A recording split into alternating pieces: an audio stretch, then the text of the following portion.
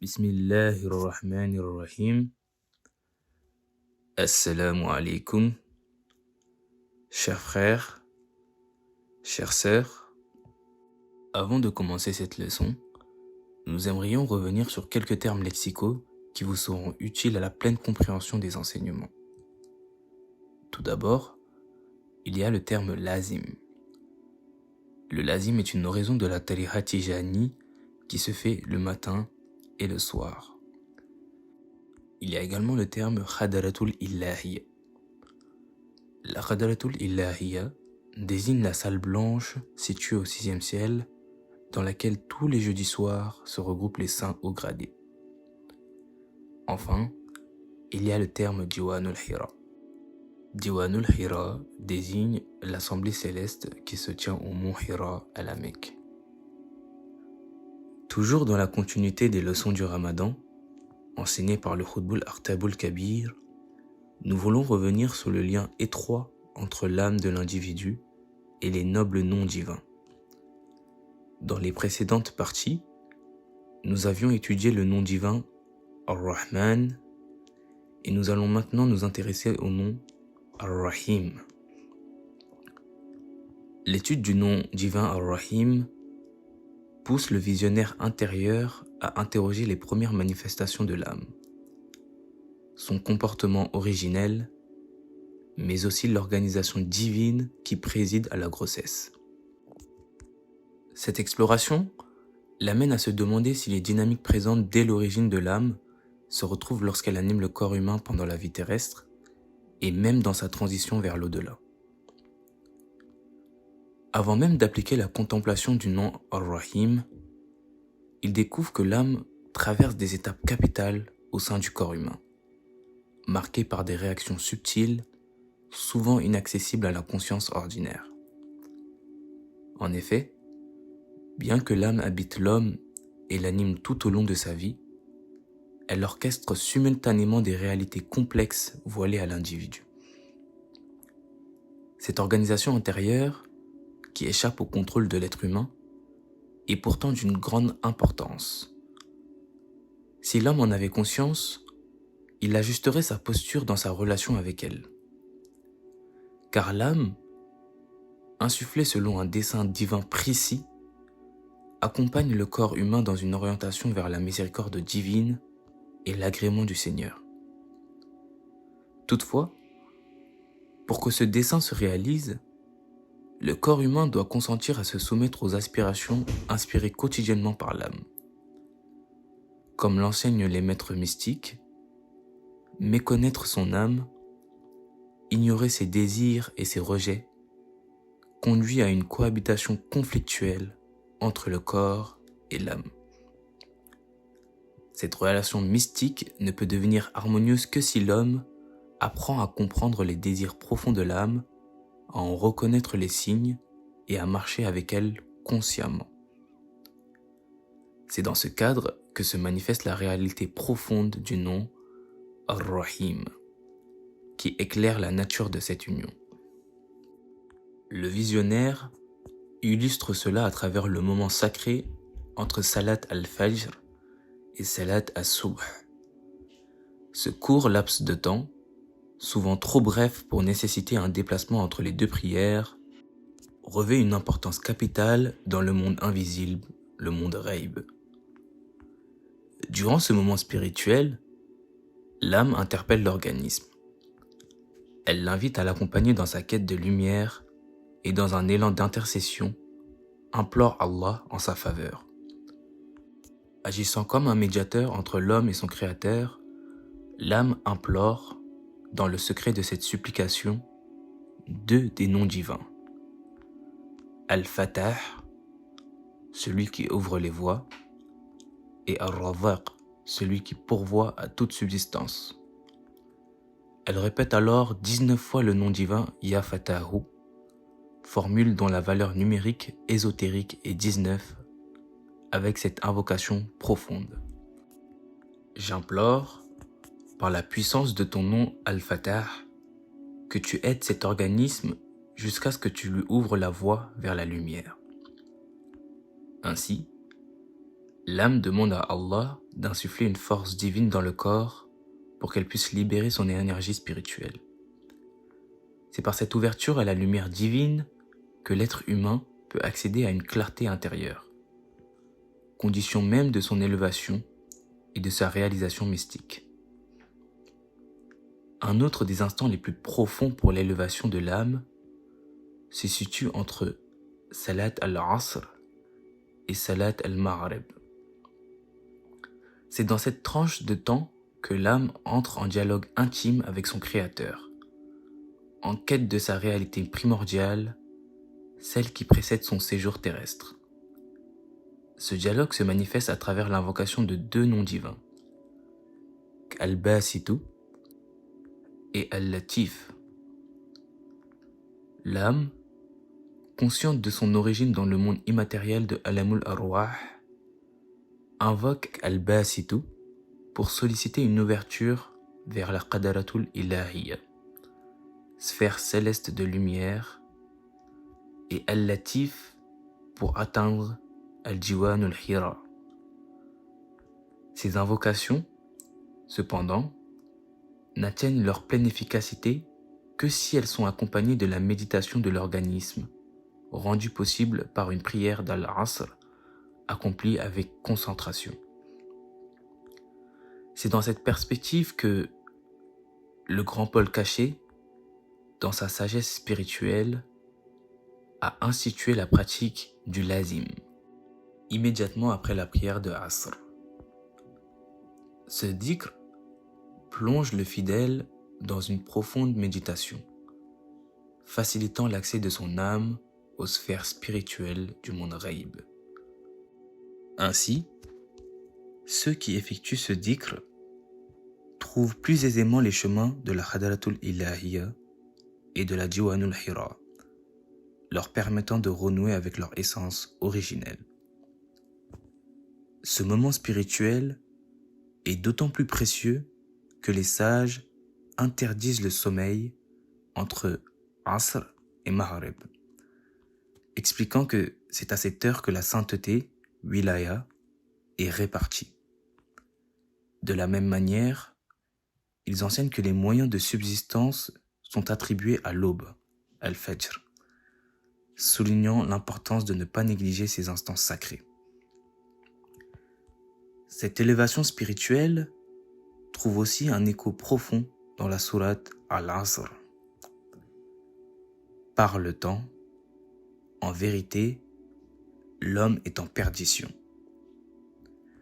Mais à y regarder de plus près, ceux qui arrivent à s'extraire de cette perdition sont ceux qui accomplissent la salat al-Asr, suivie du dhikr du lazim, manifestant ainsi une volonté sincère et un attachement profond à Allah. Lorsque l'âme invoque Al-Basitu, elle cherche à se déployer dans la lumière divine. Lorsqu'elle invoque Al-Latif, elle aspire à pénétrer les secrets subtils du Jiwanul Hira. Cette double invocation, soutenue par la prière et la méditation, révèle la structure spirituelle essentielle du temps entre Asr et Maghrib, temps où l'âme s'élève, se purifie et se rapproche de sa source. L'âme, connectée au cerveau, implore constamment le salut de l'homme. Elle cherche à le maintenir dans ce qui plaît à son Seigneur et projette chaque jour 4 rayons de lumière spirituelle dans son esprit. Le premier rayon est la conscience de son origine divine. L'homme doit se rappeler qu'il ne s'est pas créé lui-même, mais qu'il provient bien de son Créateur. Le deuxième rayon est la certitude du retour vers Allah. Inna lillahi wa inna ilayhi raji'un. Nous appartenons à Allah et c'est à lui que nous retournerons. Le troisième rayon est la nature éphémère de la vie terrestre. Chaque mort autour de nous est un rappel que notre tour viendra. Enfin, le quatrième rayon est la responsabilité d'adorer Allah. وَمَا خَلَقْتُ الْجِنَّ وَالْإِنسَ إِلَّا لِيَعْبُدُونِ. L'homme a été créé uniquement dans le but d'adorer son Seigneur. Mais cette guidance est confrontée à l'ingérence du cœur, dominé par le nafs et influencé par Iblis. Ce cœur projette à son tour 5 rayons trompeurs vers le cerveau, qui obscurcissent la lumière divine. Premièrement, il fait croire à l'illusion du temps. Tu as encore de longues années devant toi. Deuxièmement, il pousse à l'insouciance par la santé. Tu es en forme, profite alors tant que tu peux. Troisièmement, il glorifie la compétition. Sans rivalité, tu n'auras rien. Quatrièmement, il alimente la comparaison. Tu dois avoir autant que les autres, voire plus. Et enfin, cinquièmement, il nourrit la vanité. Personne ne doit être au-dessus de toi. Ainsi, se joue le vrai combat. Si l'âme l'emporte, alors l'homme recherche sincèrement Allah. Mais si le cœur, guidé par le nafs, domine, il s'accroche alors à la dunya comme s'il n'allait jamais mourir. Ainsi, c'est à ce moment précis que le zikr joue un rôle essentiel. Le dhikr, le rappel d'Allah, et plus particulièrement le dhikr de la Salatul Fatiha, agit comme une énergie divine qui renforce l'âme dans sa lutte. À chaque récitation, les 4 rayons de l'âme s'intensifient, éclairant et purifiant le cerveau. Les 5 rayons du cœur sont affaiblis et effacés. Le cerveau, lui, s'ouvre pleinement à la lumière divine qu'il retransmet ensuite au cœur. Et le cœur, nourri par cette lumière, s'apaise et accepte enfin la guidance de l'âme. C'est à ce moment-là que le verset s'accomplit. Ala bi dhikrillahi tatma'inul qulub. En vérité, c'est par le rappel d'Allah que les cœurs s'apaisent. Lorsque le cœur et l'âme cohabitent dans l'harmonie voulue par Allah, la certitude, yaqin, s'installe. L'homme alors devient un être éclairé, guidé et apaisé, un serviteur sincère d'Allah. À savoir que la certitude est intimement liée au discernement.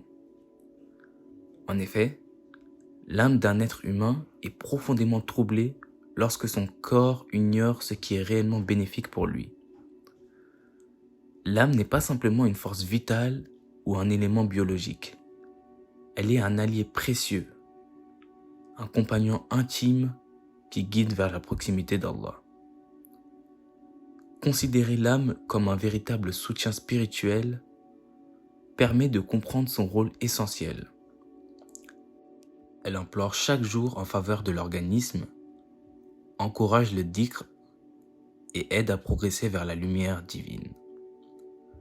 Cette relation nourrit la ferveur et la détermination à renforcer sa relation avec le Seigneur.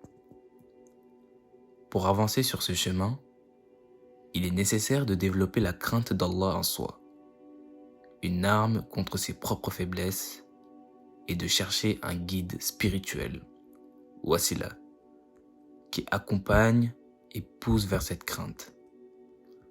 Grâce à cette dynamique, la certitude s'installe, permettant ensuite d'exercer le discernement, la capacité de distinguer ce qui rapproche de la lumière de ce qui conduit à l'égarement.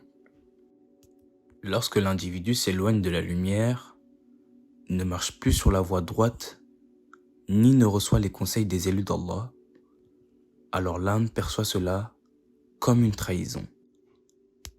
Et cette trahison peut alors amener l'être humain à porter en lui une malédiction spirituelle qui naît de son âme elle-même. En effet, sans s'en rendre compte, cette malédiction le pousse à s'éloigner de Dieu. Quand quelqu'un s'éloigne de son Seigneur, cela se traduit par des changements visibles dans son comportement. Il peut commencer à négliger ses prières, abandonner progressivement les règles divines qu'il suivait et trouver que la lumière divine devient lourde, voire désagréable, préférant les plaisirs mondains et l'obscurité. Peu à peu, il perd alors le sens du discernement. Il ne sait plus distinguer ce qui est bien ou mal et tombe dans la confusion spirituelle. Malgré cela, l'âme fait preuve d'une grande patience, reflétant ainsi la qualité divine de la patience, as-sabour. Et elle accorde alors 70 jours durant lesquels elle intercède chaque jour auprès d'Allah pour que l'individu revienne à la droiture.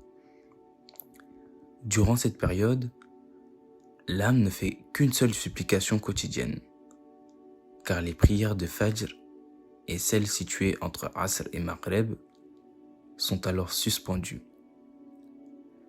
Cette phase représente une ultime chance pour l'organisme de retrouver certitude et discernement. Cependant, si après ces 70 jours, l'individu persiste dans l'égarement, eh bien l'âme cesse ses prières bienveillantes et commence alors à invoquer la malédiction divine, demandant à Allah de châtier cet organisme qui l'a enfermé dans l'obscurité. Cette rupture se manifeste également par des signes visibles dans le corps, reflet d'un éloignement spirituel profond. Alors la situation se complique davantage pour l'individu. En effet, Allah envoie 7 anges issus du monde angélique pour soutenir cette âme dans ses prières négatives. Chaque jour, ces anges renforcent la demande de condamnation contre le corps qu'elle habite. L'homme croit alors être libre, mais en réalité, son âme a déjà prononcé contre lui un jugement spirituel irrévocable. Cette malédiction est d'autant plus grave qu'elle fait disparaître peu à peu la miséricorde divine qui était envoyée quotidiennement à cette personne. Allah distribue chaque jour des grâces, parfois en très grand nombre, qui agissent comme une protection et un bienfait. Mais lorsque l'âme s'allie aux anges dans leur prière de malédiction, ces bienfaits sont alors annulés et la colère divine prend leur place, se manifestant directement dans la vie de l'individu. En d'autres termes, si la miséricorde quotidienne de Dieu vers une personne est coupée, elle est alors remplacée par sa colère. Cette transformation marque le début d'une descente vers la perdition spirituelle. À partir de ce moment, l'âme devient un véritable danger pour le corps qu'elle habite, car elle implore son châtiment, et les anges, gardiens de l'enfer, commencent à inscrire son nom sur la liste des damnés, bien que la personne soit encore en vie. Ce processus invisible, qui se déroule sans que l'homme s'en rende compte, montre à quel point la vie spirituelle est fragile et dépendante de l'état de l'âme. L'âme ne se limite pas à animer le corps. Elle joue un rôle crucial dans le destin spirituel. Quand elle est nourrie par la lumière divine, elle guide alors vers la droiture. Quand elle est abandonnée à l'obscurité, elle devient la cause même de la chute. C'est pourquoi les prophètes ont toujours insisté sur l'importance d'écouter les guides divins et de répondre à l'appel au bien. Car au jour du jugement, il n'y aura alors aucune excuse. Allah subhanahu wa ta'ala a envoyé suffisamment d'avertissements et d'opportunités. Et il est alors impératif de les saisir pour se repentir et s'éloigner des châtiments.